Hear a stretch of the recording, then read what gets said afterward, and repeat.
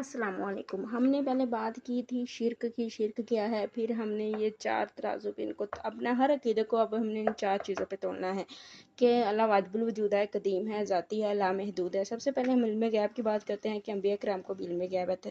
کیا یہ شرک ہے کہ اللہ تعالیٰ کو بھی اللہ تعالیٰ ہر چیز جانتے ہیں تو انبیاء کرام جانتے ہیں، تو یہ شرک ہو گیا؟ نہیں۔ اب جو اللہ تعالیٰ کا علم غیب ہے نا، وہ ایک تو واجب الوجود ہے، ازل سے ہے، قدیم ہے، ابد تک رہے گا، مطلب ابد تک، مطلب اب یہ ابد تک کب تک رہے گا یہ ہمیں کسی کو نہیں پتا ہے۔ ذاتی ہے، کسی کا عطا کیا گیا نہیں، اس کا اللہ تعالیٰ کا اپنا ہے، کوئی حد نہیں ہے، کوئی نہیں جانتا کہ مطلب اللہ تعالیٰ ہر چیز جانتے ہیں، ہر چیز جانتے ہیں، کوئی حد ہی نہیں ہے اللہ تعالیٰ کے علم غیب کی۔